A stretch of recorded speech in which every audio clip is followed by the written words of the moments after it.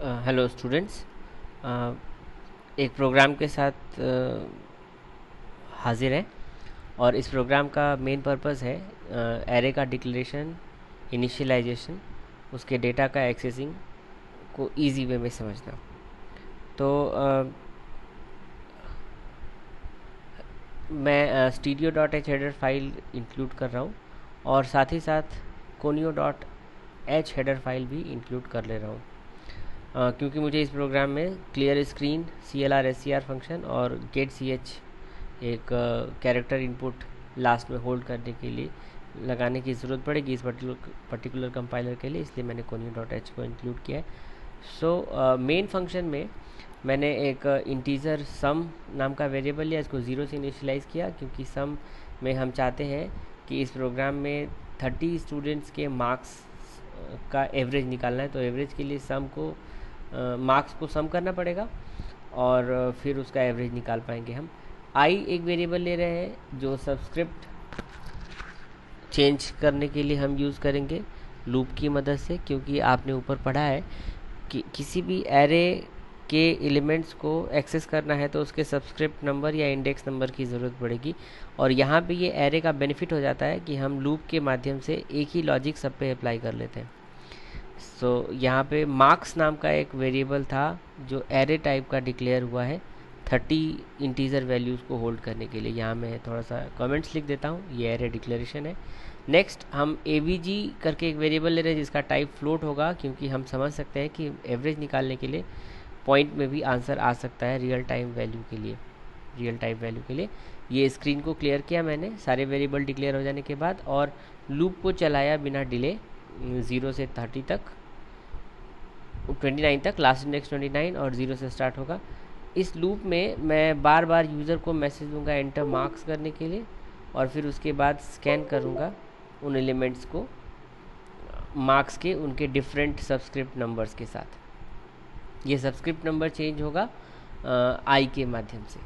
तो यहाँ पे मैं कमेंट लिख देता हूँ storing data in the array. ये रन टाइम में डेटा स्टोर होगा, ठीक है, 0 टू लास्ट इंडेक्स तक। फिर जब डेटा स्टोर करने के बाद फिर से हम एक लूप चला रहे हैं लेस देन 30 तक, क्योंकि हमें 29 तक जाना है एक एक बढ़ते हुए। और इसमें हम सिंपली क्या कर रहे हैं, सम की वैल्यू क्योंकि 0 है तो 0 में मार्क्स के 0 से लेके 29 तक के एलिमेंट्स का सम करते जा रहे हैं। जैसे जैसे लूप चलेगा वैसे वैसे एक एक एलिमेंट एक्सेस होगा और वो एक एक एलिमेंट सम में जुड़ के अपडेट होता जाएगा। यहाँ पे मैं लिख दे रहा हूँ रीडिंग डेटा फ्रॉम एरे।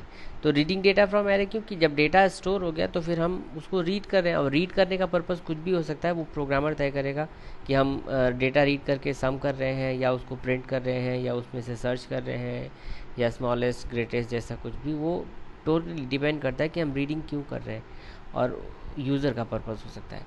यहाँ पे मैंने एवरेज मार्क्स को कैलकुलेट किया। सम में जब हमारे पास वैल्यू हो गई तो हमने उसको आई से डिवाइड किया, क्योंकि सम और आई दोनों इंटीजर टाइप के हैं तो वो इंटीजर प्रोड्यूस करेंगे और जो हमारा रिजल्ट है वो एक फ्लोट टाइप के वेरिएबल में जाना है, तो हमने उसको फ्लोट से लगे हाथ टाइप कास्ट भी कर दिया।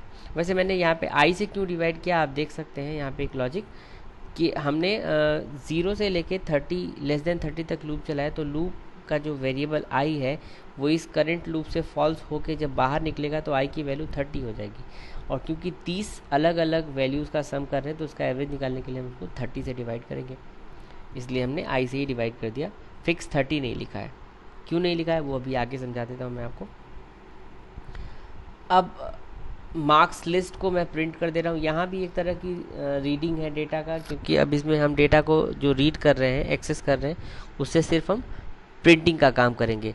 तो जो डेटा आएगा वो स्क्रीन पे प्रिंट हो जाएगा, ठीक है, सिंपली प्रिंट हो जाएगा डिफरेंट इंडेक्स नंबर से। और इसको भी हमने नाम दे दिया ये रीडिंग एरे अगेन। तो अब हमें बारी आती है एवरेज। जब कैलकुलेट किया तो एवरेज को स्क्रीन पे प्रिंट कर देते हैं। Average marks is equal to %f specifier से AVG को प्रिंट कर दिया। लास्ट में मैंने गेट CH फंक्शन इसलिए लगा क्योंकि एक कैरेक्टर इनपुट के लिए कोई की प्रेस करना पड़ेगा और टिल देन स्क्रीन कम से कम रुका रहेगा तो हम आउटपुट पे एनालिसिस कर सकते हैं। ओके, अब एक काम ये करता हूँ मैं आपके लिए कि इस प्रोग्राम में हम 30 डिफरेंट मतलब 30 पीपल का मार्क्स स्टोर कर सकते हैं, बट हम 30 का नहीं करेंगे, क्विक हमें आउटपुट देखना है, मैं यहाँ पे क्या कर देता हूँ, लेस देन 5 कर देता हूँ। तो लेस देन 5 करने का मतलब 5 0 to 4 लूप चलेगा और फिर 4 डिफरेंट नंबर्स की इनपुटिंग लेगा। यहाँ पे भी मैं 5 तक लूप चला दे रहा हूँ, मतलब 4 तक लूप चलेगा और ये सारे जो डेटा वहाँ पे ऊपर वाले लूप में इनपुट हुए हैं उनका सम हो जाएगा। और फिर नीचे आई, यही बात मैंने कही थी, अभी आपको समझा दूंगा मैं, कि जब ये लूप आई 5 तक चलना है तो 5 आगे फॉल्स होगा, और 5 वेरिएबल्स का 5 वैल्यूज़ का सम किया है तो 5 से ही डिवाइड करेंगे, एवरेज निकलेगा। तो मैं बार बार मुझे चेंज नहीं करना पड़ेगा 30 और 29 और 20। वेल, आप सोच रहे होंगे कि जब हमने 30 का ब्लॉक डिक्लेयर किया है तो why I am using 5 only. Well, ये हम पे डिपेंड करता है कि हम ज़्यादा सा मेमोरी एलोकेट करके उसका कितना हिस्सा यूज़ करना चाहते हैं। तो रेस्ट जो 25 ब्लॉक्स होंगे वो अनयूज होंगे और ये एक तरह का वेस्टेज ऑफ मेमोरी है। लेकिन बस ये ध्यान देना होता है कि हम जितने ब्लॉक्स डिक्लेयर कर रहे हैं कहीं उससे ज़्यादा प्रोग्राम में एक्सेस ना कर रहे हों।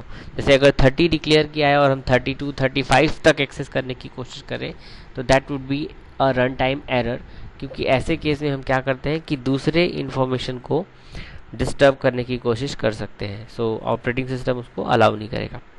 और यहाँ भी हम 30 नहीं 5 तक लूप चला देते हैं ताकि वो 5 जो मार्क्स हमने इनपुट किए, जिनका सम हुआ, जिनका एवरेज निकला, वो प्रिंट हो जाए और फिर एवरेज निकल जाए। तो बिना डिले किए हम इसका आउटपुट देख लेते हैं। ये इसका आउटपुट है एंटर मार्क्स। हम 5 डिफरेंट मार्क्स इनपुट कर दे रहे हैं एंड हियर वी गो। ये मार्क्स लिस्ट है और इसका एवरेज है। ये आपका प्रोग्राम है। होप समझ में आ गया होगा।